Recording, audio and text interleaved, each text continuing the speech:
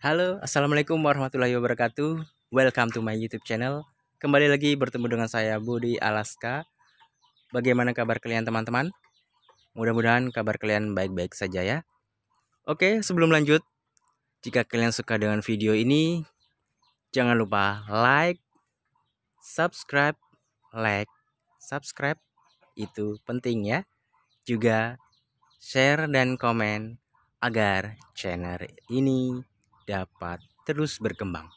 Oke, di kesempatan kali ini saya ingin berbagi informasi mengenai tanaman.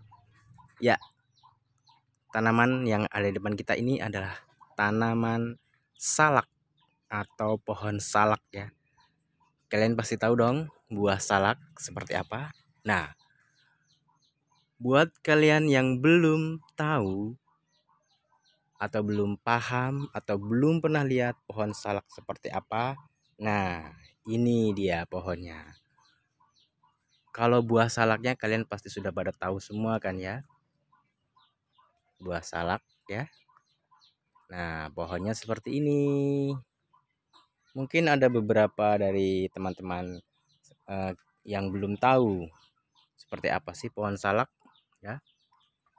Nah, pohon salak adalah tanaman sejenis perdu ya atau jenis palma ya. Seperti ini pohon palma ya atau tanaman perdu seperti ini nih ya. Dia memiliki pohon yang batangnya berbentuk rimpang ya.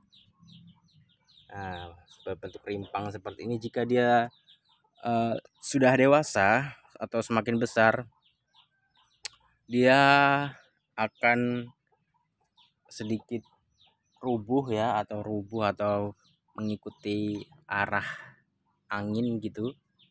Nah, seperti ini ya. Bagian pohonnya atau seluruh bagian pohonnya dipenuhi dengan duri ya. Pohon salak ini tidak memiliki daun yang lebat ya, tapi dia penuh dengan duri ya, seperti ini ya. Setiap pelepahnya dipenuhi dengan duri dari pangkalnya sampai ujung ya.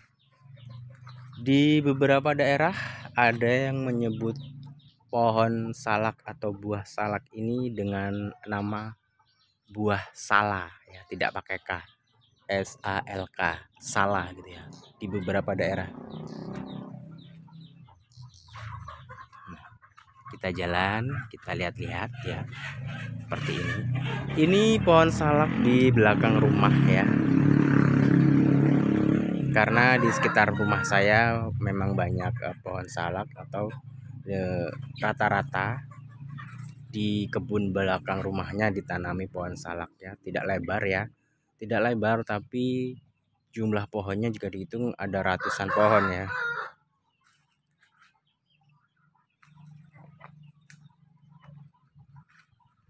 Kita jalan ya, tidak lebar ya, tapi banyak ya, ada ratusan pohon. Oke, kita bahas satu persatu ya mengenai pohon salak ini. Oh ya, sebelumnya salak ini memiliki banyak sekali jenis ya. Salah satunya ada salak yang terkenal ya, yaitu salak pondoh ya. Kalian tahu salak pondoh ya. Salak pondoh adalah salah satu jenis salak yang paling enak ya. Berasal dari Jawa ya, dari daerah Yogyakarta ya. Banyak tanam atau dikembangbiakan di daerah sekitar lereng Gunung Merapi ya,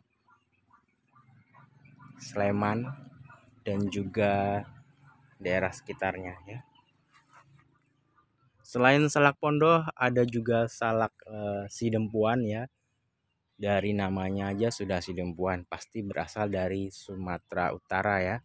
Nah, Itu juga termasuk salah satu jenis salak yang kualitasnya unggul ya, enak juga. Kemudian ada juga salak condet. Nah, kalau salak condet ini sudah pasti dari Jakarta ya, dari daerah Condet. Kemudian ada juga salak Bali. Nah, kalau salak Bali ini sudah pasti dari Bali. Nggak mungkin kan kalau namanya salak Bali asalnya dari Medan. Oke, kita bahas satu persatu ya mengenai tanaman salak ini ya. Salak adalah jenis palma dengan buah yang bisa dimakan. Jadi pohon salak ini buahnya juga bernama salak ya. Jadi pohon salak ini berbuah dan buahnya bisa dimakan. Nah, ini adalah contoh bunga dari pohon buah salak ya. Ini adalah bunga jantan. Karena pohon salak ini termasuk pohon monopodial ya. Jadi bunga jantan dan bunga betinanya itu sendiri-sendiri ya, terpisah. Kadang para petani kebun salak untuk mendapatkan buahnya harus mengawinkan antara bunga jantan dan bunga betinanya. Tapi ada juga yang dilakukan oleh bantuan hewan ya, seperti serangga. Dia dapat membantu penyerbukan pada bunga dari buah salak itu ya. Dalam bahasa Inggris buah salak disebut snack fruit ya, snack fruit ya, karena kulit dari buahnya berbentuk sisik ya. Jadi dinamakan snack fruit atau dalam bahasa ilmiah disebut dengan salaka.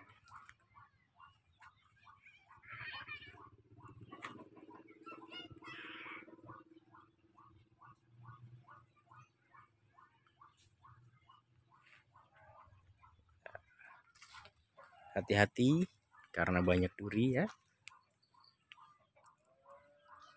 Nah, buah salak ini sering dimanfaatkan buahnya untuk buah meja. Juga ada yang dimakan untuk manisan, asinan atau dikalengkan ya. Ada juga yang dikemas sebagai makanan cemilan ya, dijadikan keripik ya. Ya, banyak sekali ya. Jadi salak ini selain dapat dimakan langsung ya, bisa juga dijadikan asinan atau manisan, juga bisa dijadikan cemilan ya, dijadikan keripik. Ada beberapa dari teman-teman ini pasti ada yang tidak bisa mengupas buah salak ya, seperti contohnya artis kita yang terkenal Nia Ramadhani, dia tidak bisa mengupas buah salak ya.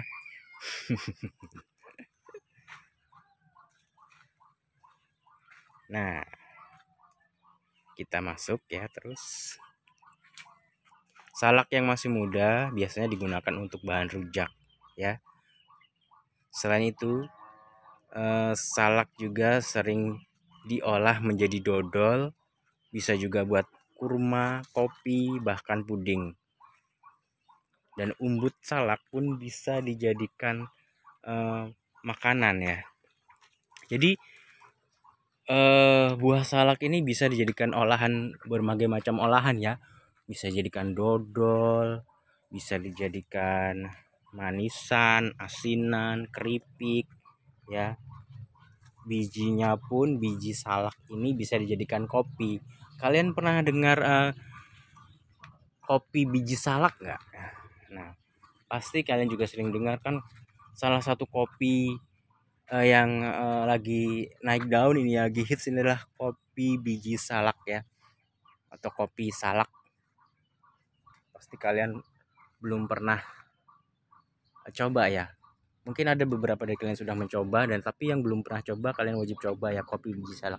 Rasanya nggak kalah nikmat dengan kopi kopi yang biasa sering kita minum dari biji kopi asli ya.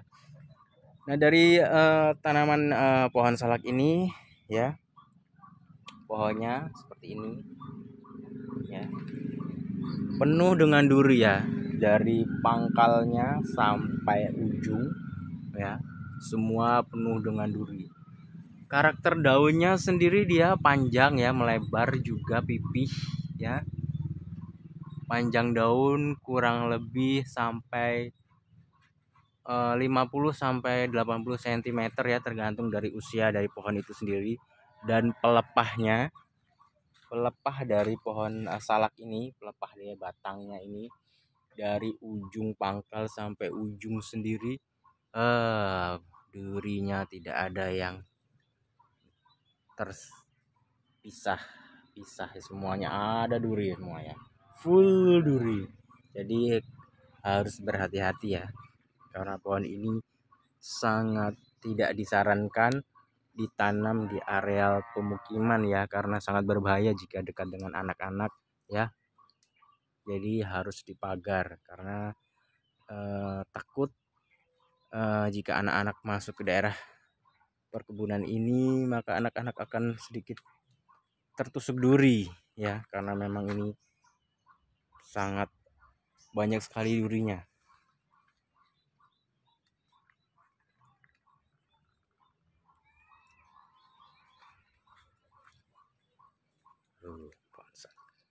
Nah, dari helai-helai daun ini tumbuh tangkai daun yang digunakan sebagai bahan anyaman biasanya. Nah, daun-daun ini sering sekali dijadikan bahan anyaman untuk kerajinan ya. Biasanya ibu-ibu di daerah pedesaan ini atau daerah-daerah pedalaman sangat kreatif sekali menggunakan bahan-bahan alam ya, untuk dijadikan suatu barang yang bermanfaat ya, seperti tas atau anyaman-anyaman yang dapat dimanfaatkan untuk kegiatan sehari-hari. Dan karena duri-durinya hampir tak tertembus rumpun, salak kerap dijadikan sebagai tanaman pagar ya, seperti ini ya. Di kebun ini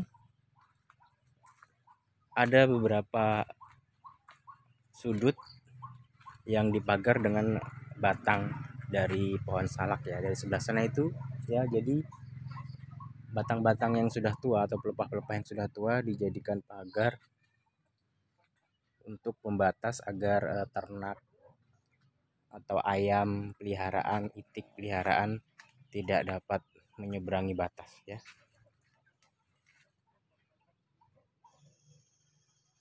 Nah, jenis salak ini juga banyak bermacam-macam. Saya sebutkan yang paling terkenal yaitu ada salak pondoh, salak sidempuan, salak condet, juga salak Bali. Karena termasuk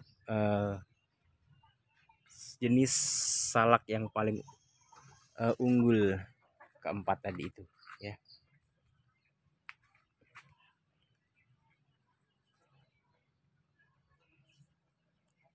Nah, salak pondoh sendiri merupakan jenis salak yang dikembangkan di daerah lereng Gunung Merapi sekitar tahun 1980-an. Nah, salak pondoh ini memiliki ciri khas daging yang sangat manis, garing, dan tidak sepat sewaktu muda.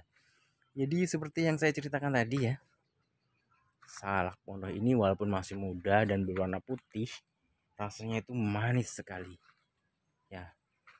Dari yang masih kecil sampai yang sudah besar, buahnya itu terasa rasanya sama saja, tidak ada bedanya, manis semua ya. Salak pondoh sendiri juga ada bermacam-macam lagi variannya. Beberapa yang terkenal diantaranya adalah pondoh super, pondoh hitam, pondoh gading, pondoh glumut ya, yang berukuran besar. Jadi variasi dari salak ini sendiri juga bermacam-macam ya, dari ukuran dan juga mungkin bentuknya ya. Nah, untuk di daerah Yogyakarta, tanaman salak ini banyak dihasilkan di sentra daerah lereng Gunung Merapi, termasuk wilayah Kecamatan Turi, Kabupaten Sleman. Ya. Nah, untuk salak condet sendiri asalnya dari Jakarta. Ukurannya kecil, sedang sampai besar juga ada lah, sama ya. Mungkin yang membedakan hanya dari segi warnanya. Kalau salak condet ini warnanya agak sedikit coklat kehitaman dan buahnya tebal, rasanya manis, agak kelat ya, hingga agak kesat. Jadi memang memiliki keunggulan sendiri-sendiri ya. Ya, untuk salak Bali yang sudah pastinya berasal dari Bali ya, dari daerah Sibetan ya, ukurannya juga bervariatif dari kecil, sedang hingga besar ya. Dan warnanya coklat muda, cenderung agak cerah ya. Sisiknya jauh lebih halus. Daging buahnya tebal serta manis. Rasa dan teksturnya kering, adapun bijinya biji tunggal ya. Ada juga salak gading, juga salak kembang arum.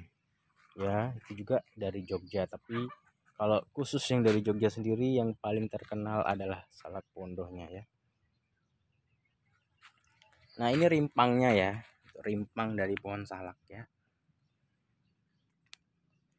Jika dia pohonnya sudah dewasa, maka akan seperti ini.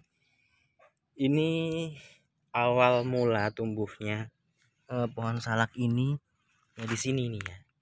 Di sini. Kemudian karena dia sudah dewasa, bertahun-tahun tumbuh, maka dia akan semakin ke arah begitu ya, merambat atau melata gitu ya. Jadi dia begini tumbuhnya. Nah, salak ini usianya kurang lebih berusia 10 sampai 17 tahun ya. Usia dari pohon salak ini kurang lebih 10 sampai 15 tahun ya. Nah, pohon salak ini memiliki tunas anakan juga ya, memiliki banyak tunas ya, seperti itu tuh. Itu adalah tunas. Jadi tunas yang tumbuh di bagian-bagian induk salak sebaiknya dibuang ya, karena dapat mengganggu pertumbuhan dari si induk itu sendiri jika tunas itu semakin besar. Karena semakin terlalu rapat pohon salak itu, maka proses pembuahannya akan semakin terganggu, jadi akan sulit berbuah ya. Nah, ini adalah salah satu contoh buah salak yang masih muda ya. Harus diikat seperti ini untuk penyangga agar dia tidak rontok, karena semakin besar dia akan semakin berat ya. Jadi harus kita beri penyangga agar dia tidak rontok ya.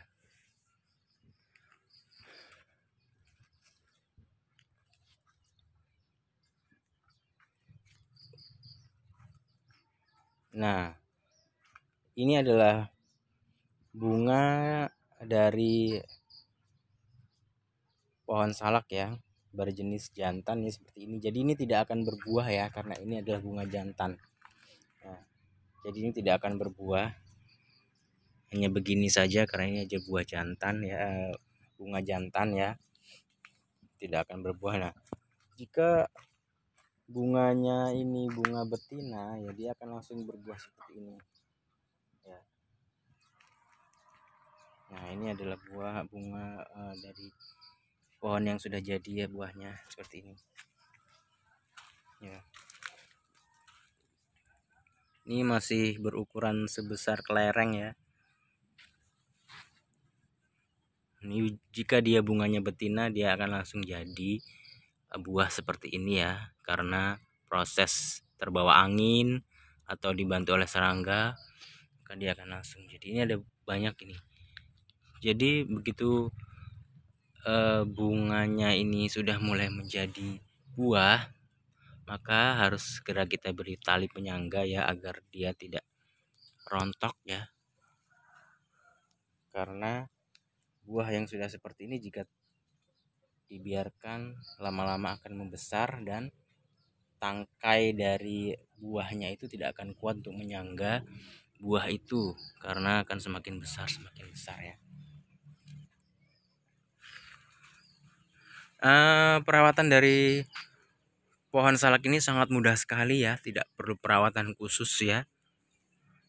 Dari dia ditanam, contoh kita tanam dari bijinya, setelah dia keluar tunas kita tanam ya, kita siram sembarang juga dia akan tumbuh, karena dia termasuk tanaman yang tidak manja ya, sekali tanam akan tumbuh ya.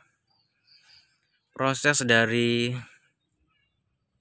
tanam biji sampai dapat menghasilkan buah kurang lebih selama 3 tahun ya. Proses salak dapat berbuah hingga menghasilkan dari proses tanam biji ya, itu adalah selama 3 tahun ya. Selain dari biji juga salak bisa dikembangbiakan melalui anakan yang seperti tadi itu ya. Ini. Jadi tunas yang sudah besar bisa kita ambil, kita pindah ya, kita tanam tempat yang lebih luas agar tidak terlalu rapat, karena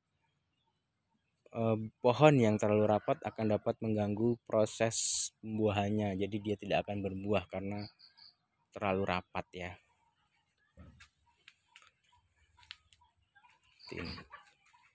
Nah, untuk perawatannya sendiri dapat kita beri pupuk kandang ya, atau kita buat dengan pupuk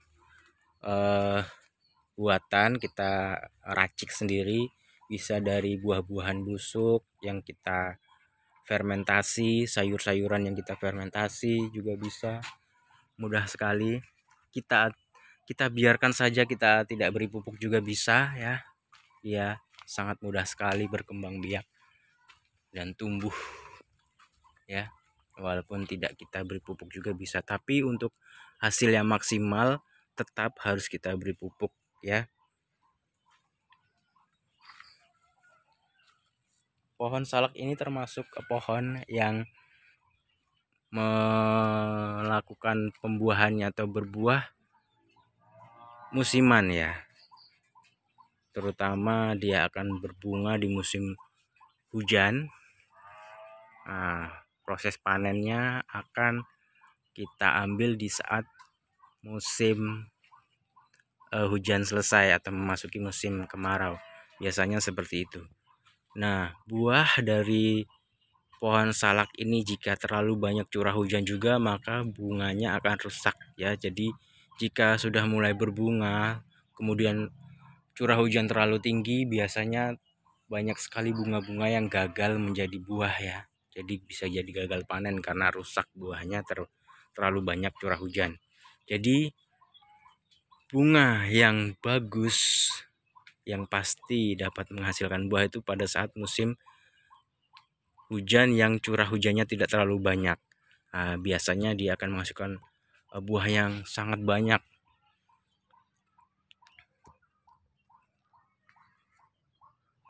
Pohon salak ini berbuah 1 tahun sekali ya, 1 tahun sekali. Termasuk buah yang musiman juga dia.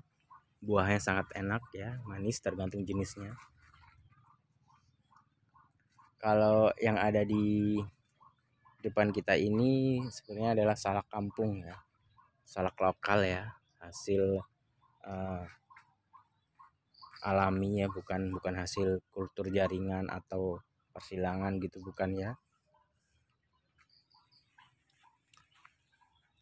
Selain dapat ditanam dari bijinya, pohon salak ini juga bisa diperbanyak atau dikembangbiakan melalui anakan ya, pemisahan dari anakan. Salak adalah salah satu tanaman penghasil buah daerah tropis ya.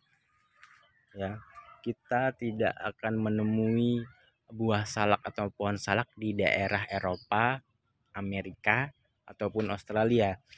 Ya, karena pohon salak ini adalah asli tanaman Asia dan ada juga di Afrika ya, tapi tidak banyak ya, terutama lebih banyak lagi berasal dari Asia.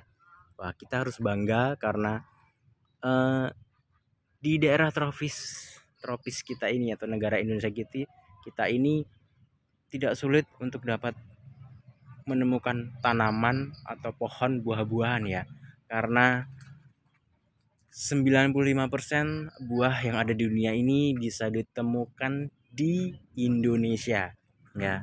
Kita harus bangga ya. Wah. Nah, tanaman salak ya seperti ini teman-teman.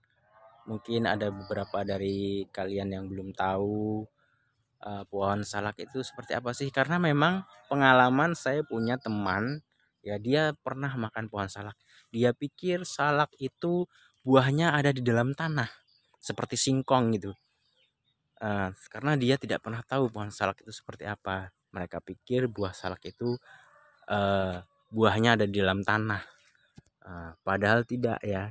Jadi buah salak itu seperti ini, dia pohonnya seperti ini dan buahnya, sistem pembuahannya seperti ini ya. Dia keluar dari sela-sela daun ya, dari ketiak daunnya itu dia mengeluarkan bunga kemudian menjadi buah salak seperti ini ya.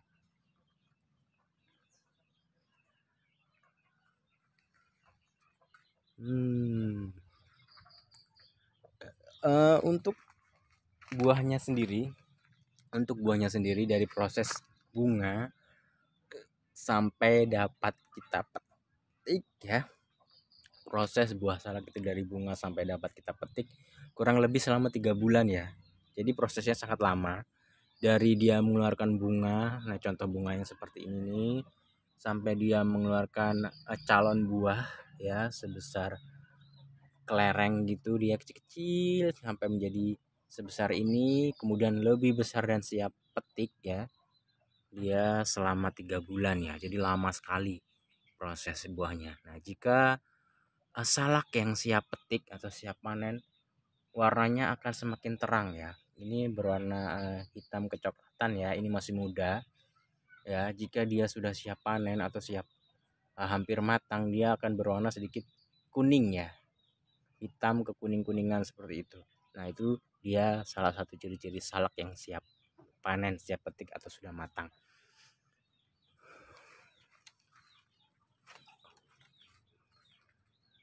Pohonnya tinggi-tinggi dan penuh dengan duri ya.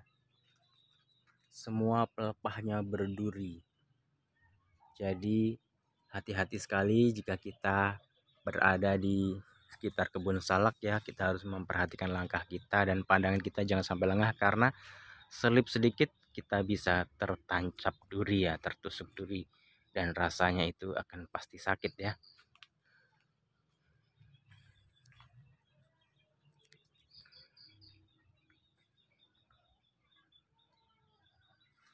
Oke, buat kalian yang baru datang di channel ini, saya ucapkan selamat datang.